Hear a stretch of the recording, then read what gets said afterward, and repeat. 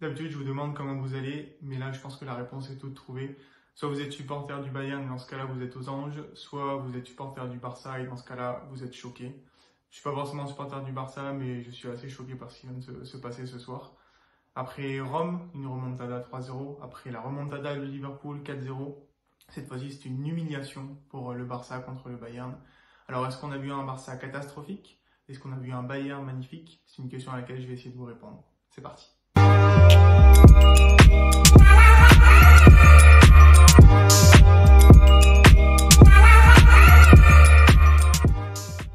Alors, je vous donne tout de suite ma réponse personnelle. Je pense que c'est les deux. Pour arriver à un score de 8-2, il faut une équipe qui soit catastrophique et une autre équipe qui marche sur l'eau.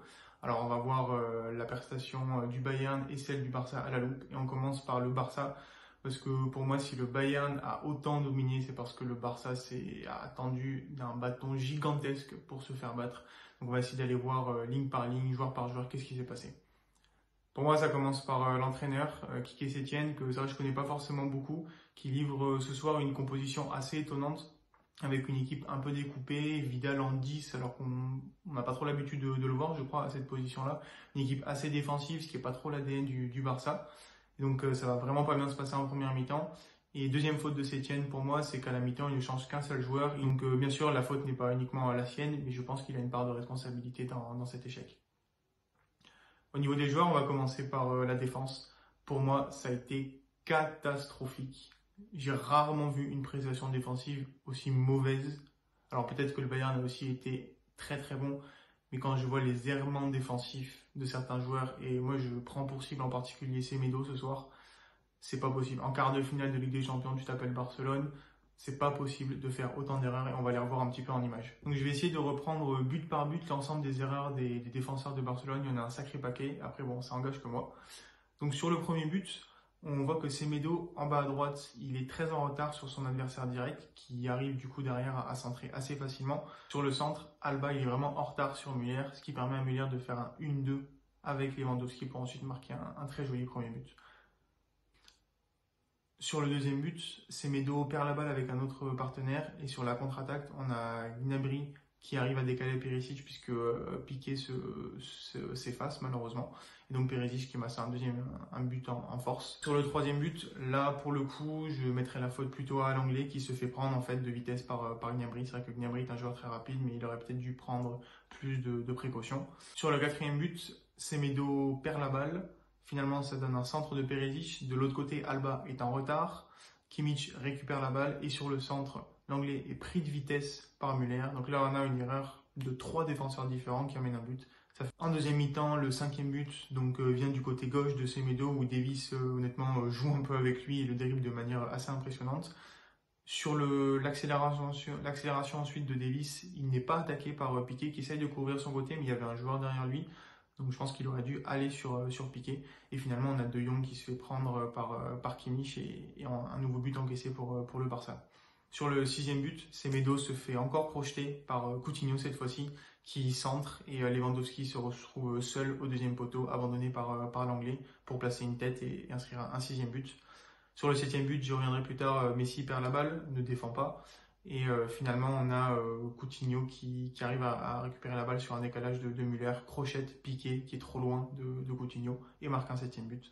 Sur le dernier but, on a Hernandez qui fait un appel dans le dos de la défense, qui va bouffer tout le monde. Sur sa tête, on voit que dans la surface, il y a 2 joueurs du Bayern qui ont pris le devant sur les défenseurs, encore une fois, et ça fait un 8e but. Donc voilà, je ne vais pas en dire beaucoup plus, je pense que l'ensemble des images montre bien le nombre d'erreurs impressionnantes qu'ont fait les joueurs du Barça, surtout en défense. Je rajouterais pour la transition que Piqué a fait 2 relances dans l'axe vraiment très très moches. Ça permet d'enchaîner avec le match de Ter Stegen.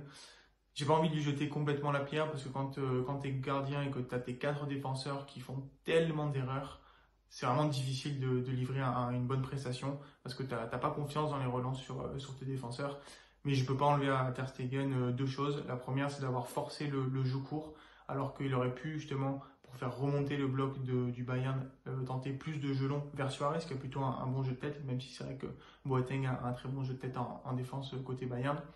Et enfin, je lui en veux d'avoir tenté des relances vraiment incompréhensibles sur certains joueurs du Barça au milieu de terrain qui étaient pressés, ça se voyait qu'ils allaient être pressés, et il y a eu 2-3 pertes de balles de joueurs au milieu du terrain sur des mauvaises relances de Ter Stegen qui n'ont pas amené de but directement, à part peut-être le troisième, je crois. Voilà, c'est des choses que tu peux pas faire en tant que gardien quand tu vois que ta défense prend l'eau. Mais c'est difficile à dire, mais tu balances tout devant et ça permet en plus de faire remonter le bloc. Maintenant, je vais passer au milieu de terrain et pour le coup, j'ai pas grand chose à dire et je pense que c'est ma principale critique pour le milieu de terrain du Barça. J'ai l'impression qu'ils n'ont pas joué en fait, qu'ils n'ont pas existé, qu'ils se sont fait bouffer par le milieu de terrain du Bayern et j'y reviendrai plus tard, mais c'est là qu'on a vu le plus, d'après moi, la différence physique entre les deux équipes. Le seul qui a surnagé, et j'aimerais faire un point dessus, c'est De Jong. En première mi-temps, alors il n'a pas forcément été très très bon, mais en deuxième mi-temps, je trouve qu'il a quand même fait de belles ouvertures, des belles couvertures de balles, il a réussi à faire 2-3 dribbles de temps en temps. Donc pour moi, ça en fait pas un bon match pour lui, mais il a réussi à surnager et être capable de surnager dans un naufrage collectif comme celui qu'a vécu le Barça. C'est quand même la marque d'un futur grand joueur pour moi, donc j'aimerais le signaler. On en vient à l'attaque, où là, il y a certaines choses qui se sont plutôt bien passées. Pour le coup, Semedo et Alba ont plutôt apporté offensivement. Alors, sûr que Alba, par exemple, a amené un but, donc le deuxième, celui de Suarez, mais par contre, il a sûrement été fautif sur 3-4 buts, donc le ratio n'est pas forcément bon. Mais voilà, ils ont quand même apporté un petit peu offensivement.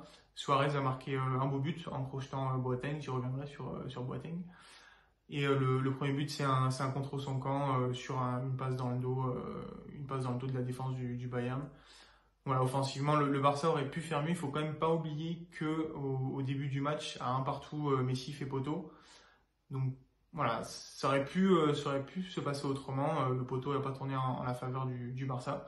Ça me permet d'enchaîner sur Messi, puisque en dehors de ce poteau, malheureusement, on l'a pas forcément beaucoup vu.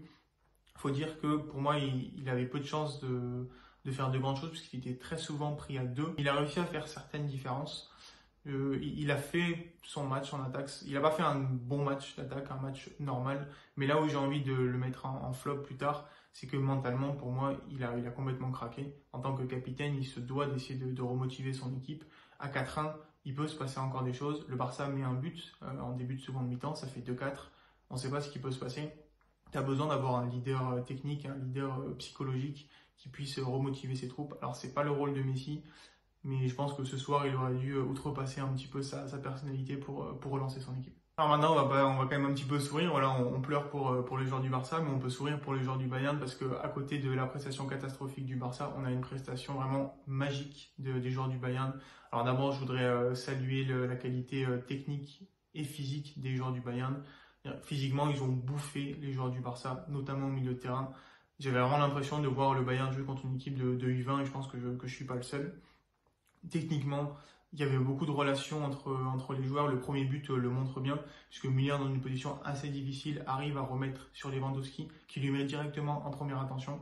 Sur les derniers buts, on voit qu'il y a beaucoup de passes entre joueurs, on essaie de se retrouver. Ça m'a beaucoup rappelé globalement le Allemagne-Brésil de 2014. On va revenir ligne par ligne un peu sur ce qui s'est passé. Alors au milieu, je vais commencer par Thomas Müller, la résurrection, et ce soir, il est incroyable. Quand on compte tout ce qu'il a fait, il marque 2 buts, dont le premier qui est pour moi vraiment magnifique. Il fait 2 passes décisives, il est très présent sur le terrain, fait beaucoup de décalage, court beaucoup, récupère des ballons. Ce match pour moi, ça fait partie des matchs qui vont confirmer la résurrection sous Flick de Müller. Franchement, très impressionnant. Goretzka et Alcantara au milieu aussi ont énormément récupéré de ballons. Ils étaient partout, ils ont fait oublier qu'il y avait un milieu de terrain côté Barcelone. En attaque, on en vient presque à trouver dommage le fait que Perisic se soit simplement prêté par l'Inter, tant il a fait une belle prestation. De l'autre côté, on a Gnabry qui a également fait une prestation magnifique. En tant que fan d'Arsenal, je m'en remets toujours pas de son départ. Voilà, au Bayern, il a trouvé une équipe dans laquelle il s'éclate. Il marque un très beau but, il fait une belle passe décisive. Perisic de l'autre côté marque aussi un très beau but. Ils ont marché chacun sur leurs défenseurs respectifs. Je glisse un mot sur Coutinho. Alors c'est vrai que c'est un peu le symbole finalement. Coutinho prêté par le Barça, acheté 120 millions par le Barça, et qui le soir de cette débandade inscrit 2 buts contre le Barça et fait une passe décisive. Alors certes, le Barça avait déjà craqué mentalement, il y avait déjà 5-2 à ce moment-là. Mais Coutinho a quand même eu le mérite d'aller marquer ses buts, d'être bien placé et d'éliminer. Voilà, c'est une rentrée qui est intéressante pour lui, qui leur donne confiance. J'en viens à Lewandowski, qui à mon avis est pas mal critiqué pour son match, on va dire, moyen. C'est vrai qu'il marque un seul but, il rate un face-à-face. Ça c'est vraiment dommage sur un bon pressing. Globalement, moi j'ai trouvé quand même très intéressant sur son jeu de tête, sur son pressing, sur ses décalages. Il a pas mal dézonné. Donc voilà, il marque un seul but, je crois qu'il fait une passe décisive également. Mais j'ai trouvé quand même intéressant et pour le coup ce soir il a été très bien suppléé par ses partenaires d'attaque. J'en viens à Neuer. Neuer qui a fait un match correct dans l'ensemble. Pour le coup il n'a pas forcément été beaucoup sollicité. Il fait un arrêt décisif pour moi, c'est un partout. Il y a un face-à-face contre Suarez, il arrive à la détourner en corner. Voilà, son match, on peut presque le résumer à ça, puisque derrière, il a été disponible, il a rassuré sa défense, il fait des bons dégagements pour trouver Lewandowski. Alors, avant de parler de la défense, faut que je parle d'un point que c'est vrai, j'ai pas abordé avant, c'est le pressing du Bayern, qui a vraiment été exceptionnel ce soir. Par phase, il y a eu des moments où ils n'ont pas forcément beaucoup pressé, et puis il y a eu des moments où physiquement ils se sentaient mieux, ils ont placé un coup d'accélérateur, ils ont fait des phases de pressing à 3, 4, 5 joueurs devant. Le Barça n'a pas réussi à s'en sortir, et c'est aussi une des raisons pour lesquelles les défenseurs ou Ter Stegen ont un peu raté leur relance, mis sous pression par les attaquants du Bayern. Ils ont été obligés de soit balancer la balle, soit essayer de la garder sans avoir de solution de passe. Et finalement, le Bayern a ratissé énormément de ballons. Et avec un peu plus de réussite, il aurait pu revenir à la pause avec peut-être 5 voire 6 buts marqués. J'en viens donc à la défense avec Kimmich et Davies qui ont été vraiment impressionnants. Davies, superbe trouvaille, Kimmich également. Voilà, offensivement, ils apportent beaucoup. Défensivement, ils se sont fait un petit peu prendre dans leur dos de temps en temps. Mais quand on voit ce qu'ils apportent offensivement, je pense que pour le coup, par rapport à Alba ou Semedo, leur ratio est plutôt bon. Donc voilà, très bon match pour eux. Des joueurs qui sont très rapides, physiquement au top. Techniquement aussi, est très impressionnant. Kimmich est vraiment impressionnant pour moi.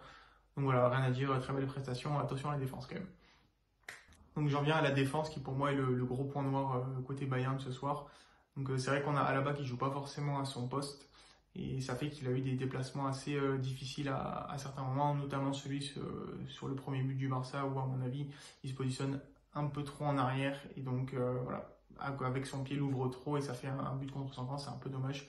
Boateng il s'est beaucoup fait prendre dans le dos et donc si je suis l'adversaire du Bayern en demi-finale, j'aurais tendance à abuser du jeu long pour passer dans le dos de Boateng, surtout que ce soit Lyon ou Manchester City, il va y avoir des joueurs très rapides en attaque. Donc voilà, Boateng a montré ses faiblesses ce soir.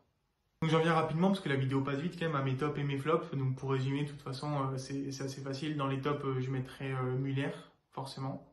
Ensuite, le duo Gnabry-Perisic, pour moi, avoir deux ailiers qui fonctionnent aussi bien, c'est vraiment super important. Le duo Alcantara-Goretzka qui au milieu a énormément ratissé de ballons. Et entre parenthèses, je dirais, je mettrais De Jong quand même parce que je trouve qu'il a réussi à surnager dans ce naufrage collectif. Et pour moi, c'est quand même quelque chose à noter, quoi. Ensuite, dans mes flops, je mettrai en premier Setien. Malheureusement, l'entraîneur a une compo qui est pas bonne, a des changements qui sont pas bons. Il n'arrive pas à redonner le souffle à son équipe.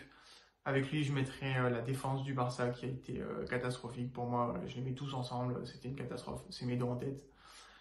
Messi qui mentalement n'a pas été là pour accompagner ses joueurs pour peut-être un comeback qui était réalisable, en tout cas à la 60e quand il y avait 2-4. Et enfin, entre parenthèses aussi, je mettrai Ter Stegen parce que j'adore ce gardien, mais là ce soir il a juste pas été bon. Pas aidé par sa défense, mais il a pas été bon. Et de l'autre côté, je mettrai Boateng parce que il a quand même laissé beaucoup de trous et en demi-finale, je suis pas sûr que ça passe. En tout cas, le Bayern pourrait prendre des buts à cause de ça. Rapidement, on va parler de la suite. Alors pour le Barça, je veux pas m'avancer, mais à mon avis, il va y avoir un grand remue-ménage. Il y a beaucoup de joueurs qui sont en fin de cycle. Il va y avoir Setien qui risque de partir, peut-être Xavi pour le remplacer. Bartomeu, peut-être que les supporters vont vouloir sa tête. Est-ce que Messi va vouloir rester? C'est beaucoup de questions à laquelle on aura des réponses dans les semaines à venir. De l'autre côté, pour le Bayern, on peut imaginer un avenir radieux. Même si en demi-finale, si c'est Lyon, je pense que le Bayern a les chances et les forces pour battre Lyon. Si c'est Manchester City, j'en suis pas aussi sûr. C'est-à-dire que le Bayern clairement sera au moins aussi bon, voire au-dessus. Mais l'attaque de Manchester City pourrait faire peur quand on voit la qualité de la défense côté Bayern, notamment la défense centrale. Après voilà, c'est deux équipes qui vont se ressembler, très portées vers l'avant. Donc si c'est Bayern City, à mon avis, ce sera un match assez incroyable avec beaucoup de buts. Si c'est Bayern Lyon, je pense que ce sera un match plus fermé où Lyon va essayer de tenir tout le match et de l'arracher à la fin. On aura la réponse de toute façon demain soir après Lyon-Manchester City que je vais aussi débriefer. J'ai donc fini avec ce débrief de Bayern-Barça. Voilà, j'ai mal pour les supporters du Barça. Voilà, je vous plains si vous me regardez. J'espère que pour la suite, voilà, le Barça va pouvoir réagir et lancer un nouveau cycle. Profitez, les fans du Bayern et les fans de foot, parce que là, le Bayern produit un super football, c'est hyper agréable. J'espère que vous avez aimé cette vidéo. N'hésitez pas à liker, à vous abonner si ça vous a plu, à laisser des commentaires pour me soutenir. Moi, je vous dis normalement à demain ou à dans 2 jours pour l'analyse du match Lyon-Manchester City. Je vous souhaite une très bonne soirée, une très bonne journée. Je vous dis à très vite. Ciao, ciao.